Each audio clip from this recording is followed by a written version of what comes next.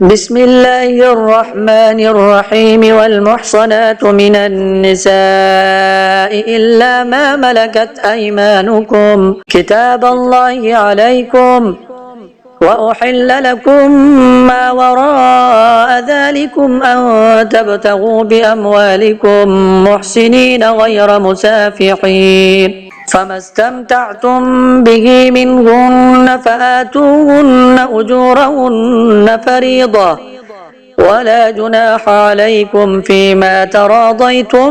به من بعد الفريضة إن الله كان عليما حكيما ومن لم يستطع منكم طولا أن ينكح المحصنات المؤمنات فمما ملكت أيمانكم من فتياتكم المؤمنات والله أعلم بإيمانكم بعضكم من بعض فانكحوهن بإذن أهلهن وآتوهن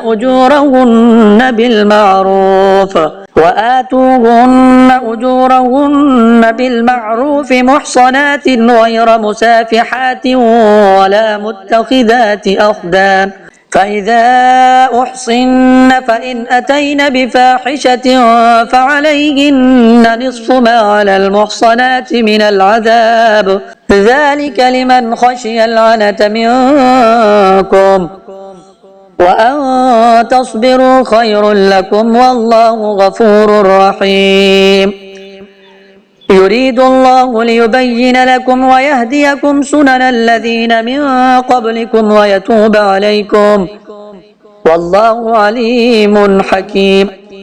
والله يريد أن يتوب عليكم ويريد الذين يتبعون الشهوات أن تميلوا ميلا عظيما يريد الله أن يخفف عنكم وخلق الإنسان ضعيفا يا أيها الذين آمنوا لا تأكلوا أموالكم بينكم بالباطل إلا أن تكون تجارة عن تراض منكم ولا تقتلوا أنفسكم إن الله كان بكم رحيما ومن يفعل ذلك عدوانا وظلما فسوف نصليه نارا وكان ذلك على الله يسيرا إن تجتنبوا كبائر ما تنهون عنه نكفر عنكم سيئاتكم وندخلكم مدخلا كريما ولا تتمنوا ما فضل الله به بعضكم على بعض للرجال نصيب مما اكتسبوا وللنساء نصيب مما اكتسبن واسألوا الله من فضله إن الله كان بكل شيء عليما ولكل جعلنا موالي مما ترك الوالدان والأقربون والذين عقدت أيمانكم فآتوهم نصيبهم إن الله كان على كل شيء شهيدا الرجال قوامون على النساء بما فضل الله بعضهم على بعض وبما أنفقوا من أموالهم فالصالحات قانتات حافظات للغيب بما حفظ الله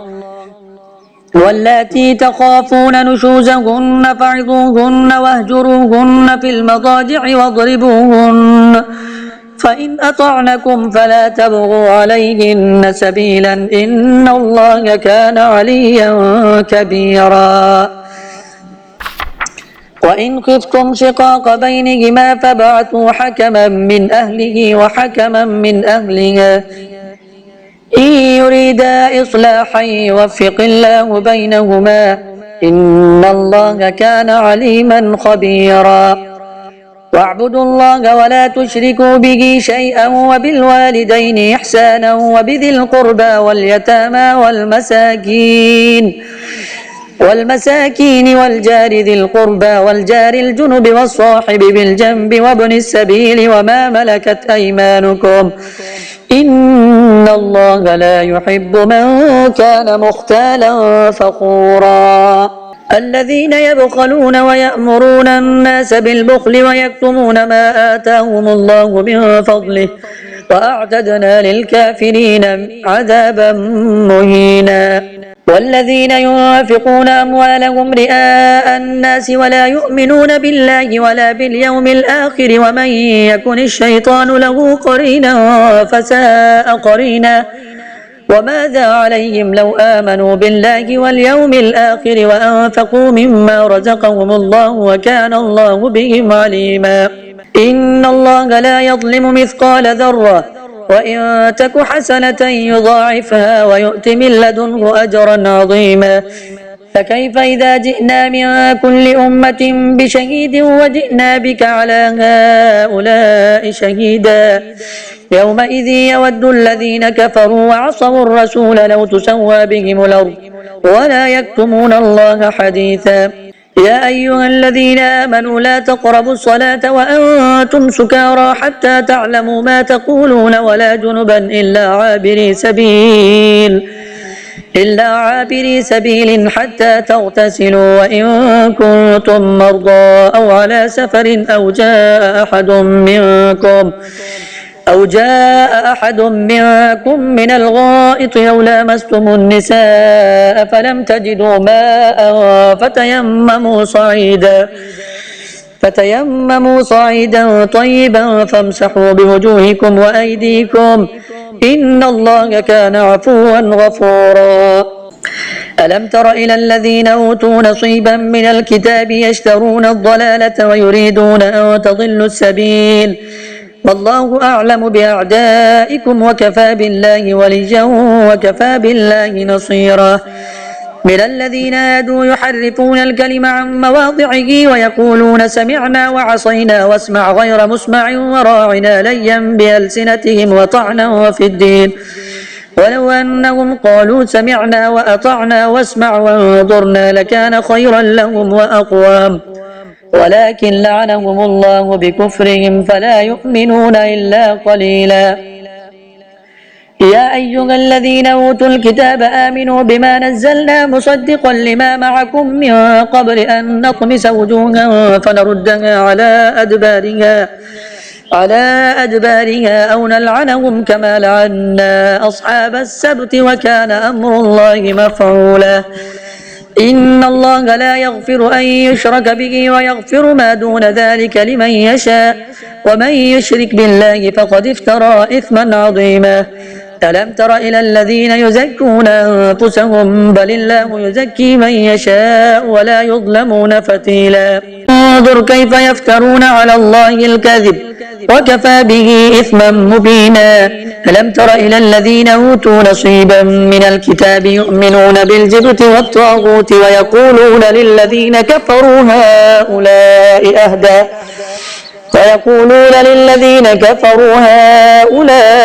أهدى من الذين آمنوا سبيلا أولئك الذين لعنهم الله ومن يلعن الله فلن تجد له نصيرا أم لهم نصيب من الملك فإذا لا يؤتون الناس نقيرا أم يحسدون الناس على ما آتاهم الله من فضله فقد آتينا آل إبراهيم الكتاب والحكمة وآتيناهم ملكا عظيما فمنهم من آمن به ومنهم من صد عنه وكفى بجهنم سعيرا إن الذين كفروا بآياتنا سوف نصليهم نارا كلما نضجت جلودهم بدلناهم جلودا غيرها ليذوقوا العذاب إن الله كان عزيزا حكيما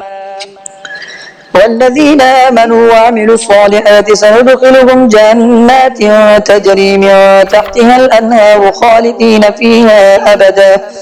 لهم فيها أزواج مطهرة وندخلهم ظلا ظليلا.